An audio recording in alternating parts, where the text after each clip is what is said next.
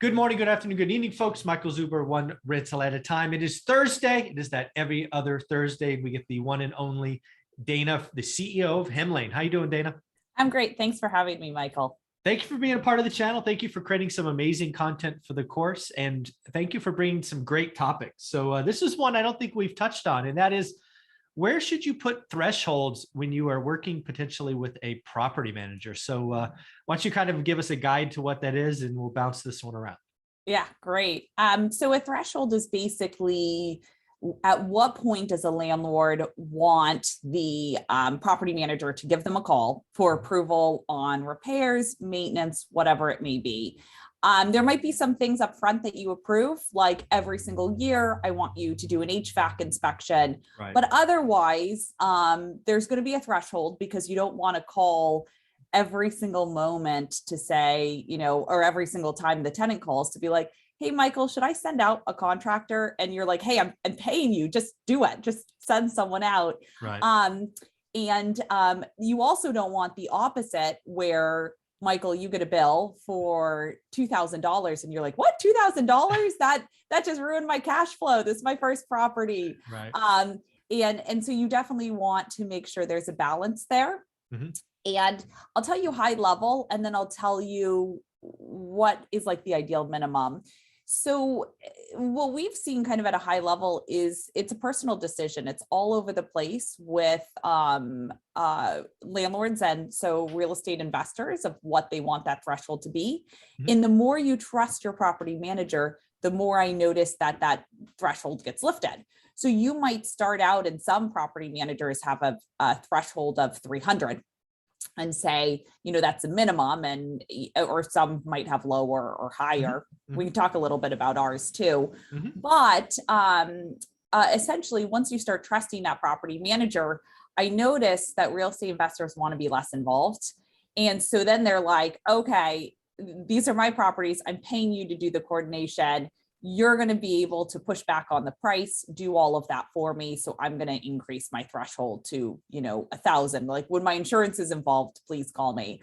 Mm-hmm. I've seen that. I've also seen real estate investors who are super detail oriented.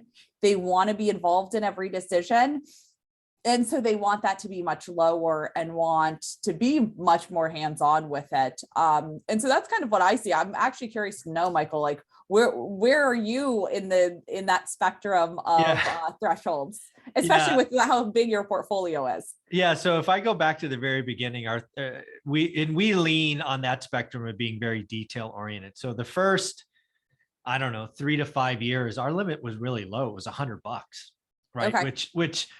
Which may sound like a really low, costs were different, 20 years ago. So maybe today it would be like $200, but still really low. Probably about year 5 or year 6, the portfolio gets a little bit bigger. We raised it to 250, probably equivalent to 400 today. But now the balance is at $500. And oh, by the way, we do something else as well. Anything over 500, we want multiple bids as mm-hmm. well. So that's basically where we get in, because again, we now have a set of team that we like and use. We've now experienced most things, and we have our preferred providers.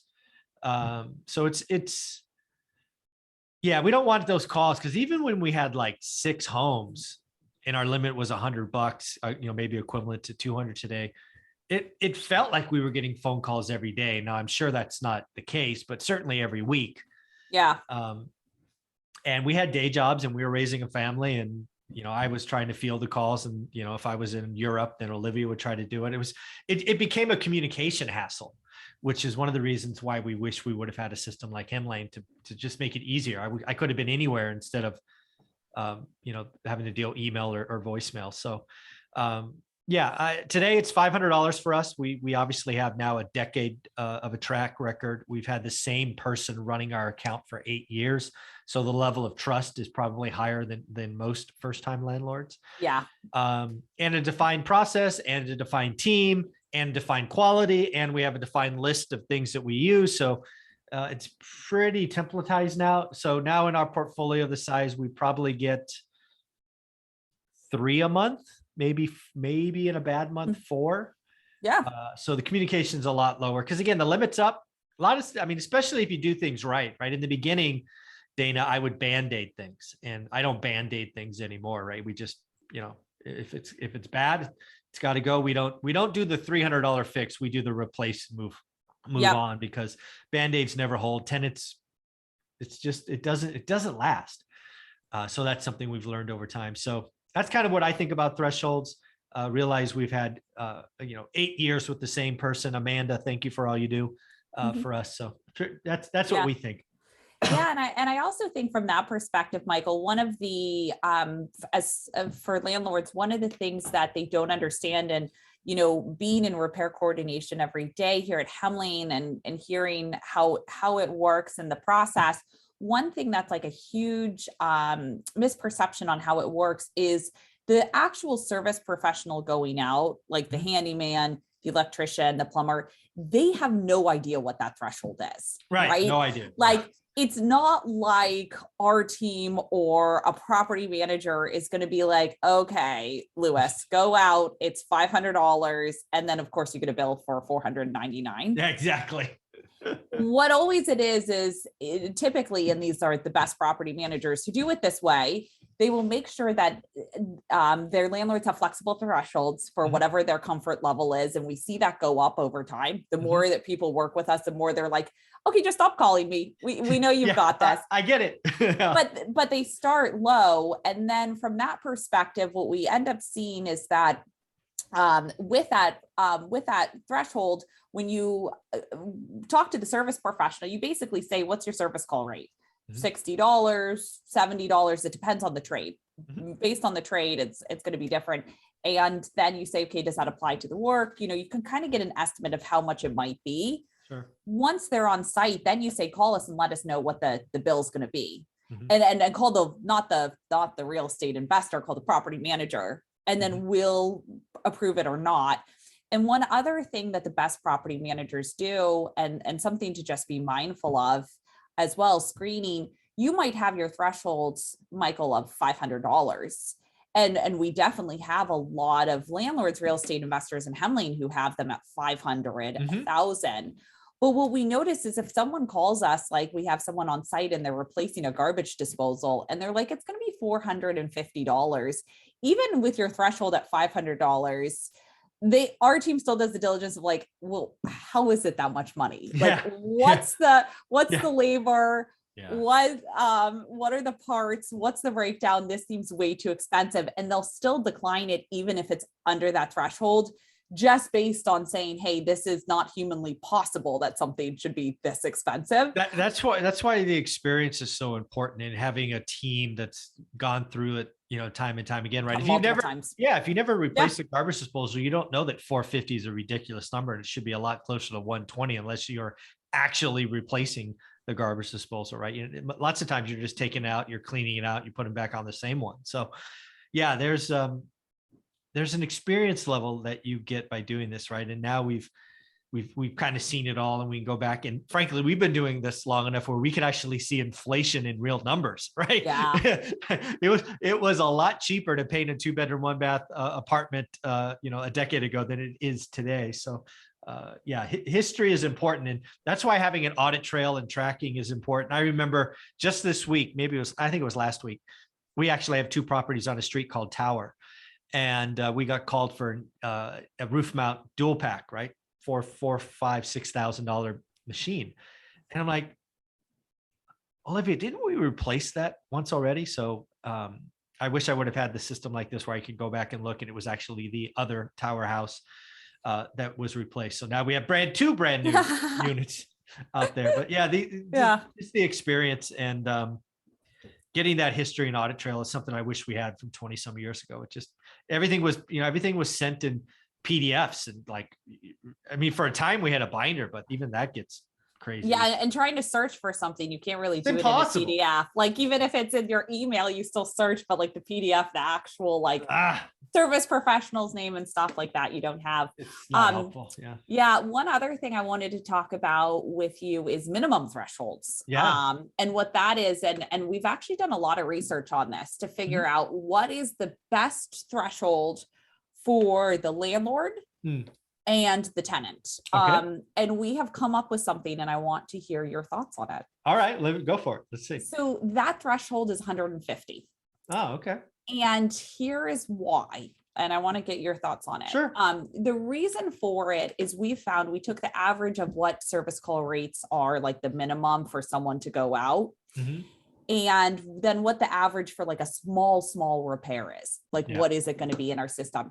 And it's usually actually under $100. Right. So usually like for something small that they just have to fix it, and troubleshooting should do most of it. Right. But let's just say something where troubleshooting didn't, and there's something they have to do, like a valve, replace something, whatever it is, right? Mm-hmm.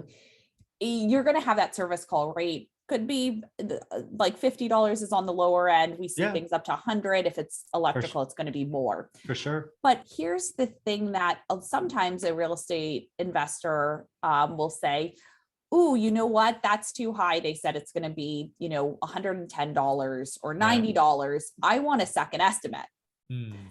And so what ends up happening, and why we have that 150 as a minimum, to say it's actually better for you just to approve that, even if you think it's slightly high, and review the service professionals you think it's slightly high, is because of two things. First, if you don't approve it and have a second service professional come out, the tenant's like, what the heck? Now I have to schedule and have someone else in my house a second time. Like, this is a waste of my time too.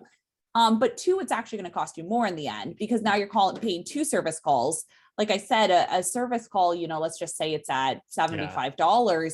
You're paying two of those. So now you're paying, even if the second person can fix it for 75 and the first person was at 90, that difference, it's still going to cost you more because you paid the first service call. Now you're paying the second service call for someone to go out. And a lot of times what is misunderstood is that for smaller repairs, people do have service call rates. Where they don't is when it's like a big, like a roof replacement, then they're going to go and give you an estimate, right? For it, and give you multiple bids if it's over that 500, to your point.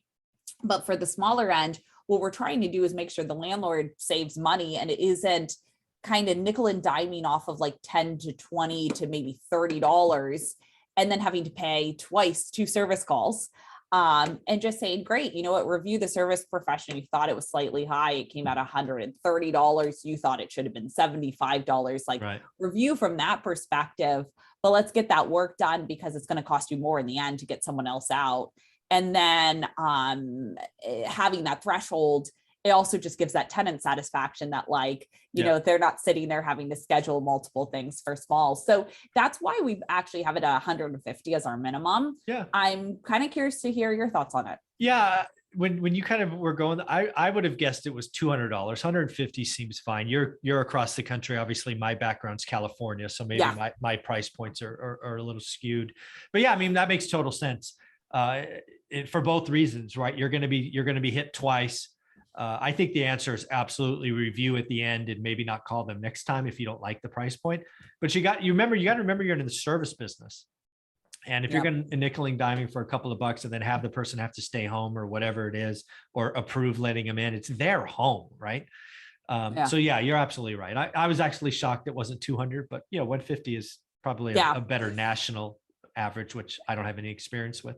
Yeah. And you're 100% right. Where California, it is slightly higher than other areas like Alabama, where we do service, where actually sometimes we can get service professionals in those areas for like, and someone who has insurance, like for $40 or $50, which is kind of unheard of here in San Francisco. Not happening. That's just not happening. You don't get criminals to stop by for $40 in San Francisco. Yeah, exactly. So from that perspective, we do see it fluctuate across the nation with those rates, and we constantly track those because we're tracking the price of the materials and the labor. It's hard to get a price sheet across the nation for everything. Yeah, of course. But we constantly are tracking those to look at trends and see where things are falling. That's awesome.